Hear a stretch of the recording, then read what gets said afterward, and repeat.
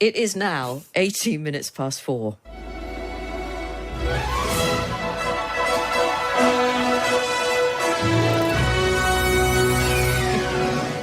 Again, we've been blown away by that stupendous fanfare, indicating that the Oscar nominations have indeed been announced. It makes every January, doesn't it?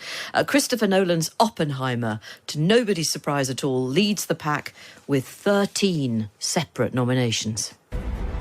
Are we saying there's a chance that when we push that button, we destroy the world? Chances are near zero. Near zero.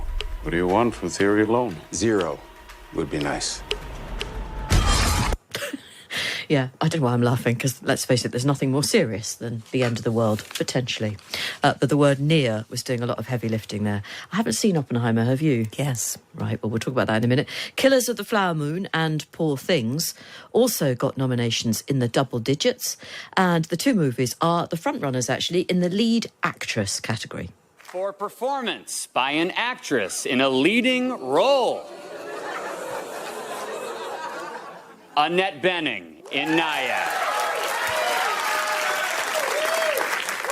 Lily Gladstone in Killers of the Flower Moon. Sandra Julia in Anatomy of a Fall. Carey Mulligan in Maestro. And Emma Stone in Poor Things. Right, the biggest night of the year, literally the Oscars of the film world. They are the Oscars, and they take place on the 10th of March this year. Van Connor is film critic for The Morning Star. Van, hello.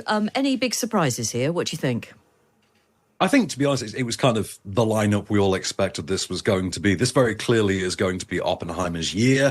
I think we're now facing basically a Venn diagram between three movies. It's between Oppenheimer, Barbie, and Poor Things, effectively. We now live in a world in which we can say the Best Picture-nominated Barbie movie, which is not a universe I really expected a year ago that I'd be able to say I lived in. Like I said, we've now got 5 weeks, 5 vigorous, endless seeming weeks of campaigning of the stars and the filmmakers, glad-handing, shaking hands at parties, doing every talk show, every Q&A, every screening until the voting closes. And then 10 days later, we discover if it really is Oppenheimer's year or if Yorgos Lanthimos is the next Guillermo del Toro, which I don't know. I mean, I think we could go either way on this one. A lot of the results seem to be Barbie versus Poor Things, and then Poor Things versus Oppenheimer. Between these three movies, there are a couple of noticeable snubs in there. I mean, Robbie got snubbed for actress. Yes, that's Margot Robbie, and nothing for Greta Gerwig, the director of Barbie, either.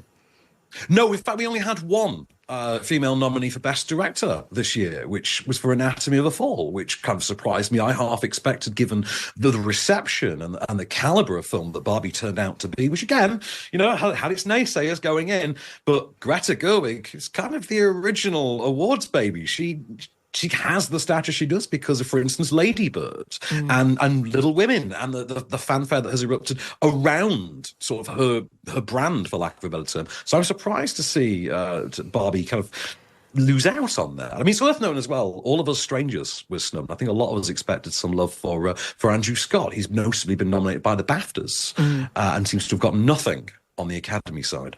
Right. You know, when you talk about the campaigning, Van, I mean, who campaigns? Who are their electorate? Who are these people?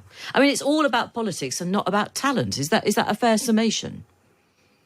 To an extent. I mean, actually, funnily enough, the head of the Academy kind of pointed out at the start of the nomination ceremony, the nominations broadcast earlier, that this is one of those things that sort of bypasses people, that only actors who are members of the Academy get to vote for who the best actor is. Only the directors of the Academy get to vote for who the best director is. Right. And except for Best Picture, where everybody in the Academy gets to vote. So it is, you know, awards by peers. It is voted for by your peers. I think there are 11,000 members of the Academy. As we're told, they're now spread across 93 countries around the globe as well. And we have made a sizable effort in recent years to widen the pool, especially on the diversity front and things like that, to widen the pool of the voting, to make it as all-encompassing and as broad an appeal as possible, to get every demographic in there where possible. I was just going to ask what an Oscar really means now. Does it mean as much as it used to? Does it mean that you go into a different kind of category or platform on streaming? Apart from, it's marvellous, darling, what's the actual physical take-home?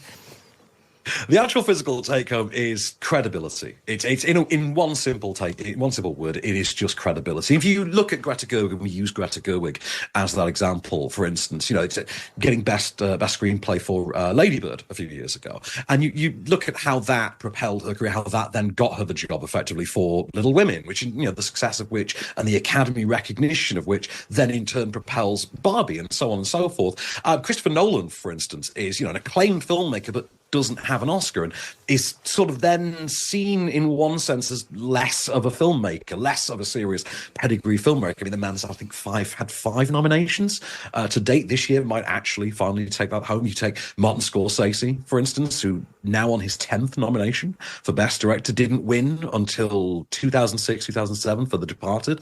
Didn't really affect his career because the man had been going for decades and given us such classics as Taxi Driver and King of Comedy and Raging Bull, things like that. But it's you get that credibility that comes with Oscar-winning filmmaker Martin Scorsese. It's in that title. We all want to be awards caliber. We all work in radio. It's different when we start winning awards and we get to think of ourselves as award-winning presenters. It's that clout. It's the first thing that I think when I wake up. Is it? Yes, it's very and much. Me. Very much. I turn towards my trophy cabinet and I just think, yes, you've done it.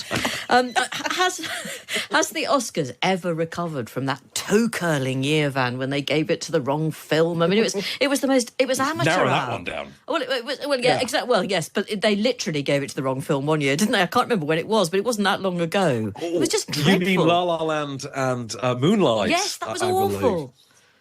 Gun to my head, I still couldn't tell you which one of them actually won. We remember the incident, but no one ever remembers the thing. And this has a lot to say about the actual public presence of the Oscars. Yeah. They don't inherently represent the popular public interest. No. And the films that do win do tend to fade into relative obscurity, albeit with the clout of Academy Award winning, written across the DVD top. And, for proof positive on that, ask yourself when the last time you watched Green Book was, or Driving Miss Daisy, or The Artist, which won Best Picture in 2011, 2012, or Poor Haggis' Crash. But at the same time, there are other films that were nominated alongside it, which probably have more longevity. The films that actually win don't actually tend to represent the best movies, and a lot of that has to do with what we call the preferential balloting system, where it tends to be the films sort of around the middle of the pile. You rank your votes effectively for Best Picture, and it tends to be the ones around the middle of the pile that average out to then win, and that's how you wind up with things like, as I say, Green Book, for example. Yeah, it was Moonlight that won, apparently, I've been told. Now, not that we're in any way parochial, but what's the British involvement here? Who would you turn to? I still count Christopher Nolan as a Brit, I have to say. But we are actually up for Best International Feature this year. The UK is up for Best International Feature with Jonathan Glazer's Zone of Interest. And apparently very harrowing.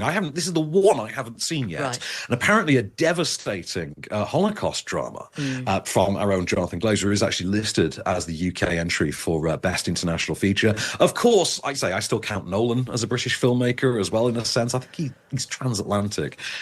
I believe. But Oppenheimer has a lot of British talent behind it. It has, Irish talent in its star in terms of Cillian Murphy as well, who I do think has a 50% chance of winning Best Actor this year. I think it is between him and Paul Giamatti. You can flip a coin on that, and I'd be happy with either outcome. I think they're both brilliant. But I think it is, indicative of British, UK-based talent that Cillian Murphy is finally getting those dues for Best Actor. And Van, if we were to ask you what's the best movie that you've seen over the last 12 months, what would it be? And is it the same as the Oscar nominations? I mean, Oppenheimer's in there. Oppenheimer is a top 5 pick. I mean, the length of it is the only reason that I haven't revisited it more. I've seen it twice. I think the length of it is the only reason I haven't revisited it more. I really loved Killers of the Flower Moon, but I don't think that is an Oscar winner. I don't think Killers of the Flower Moon is. It feels like the obligatory Scorsese nomination for the year. Every year you have to have a Scorsese nomination. It's like if you release a Disney movie, it has to be nominated for Best Picture, Best Animated Feature, regardless of whether or not it's any good.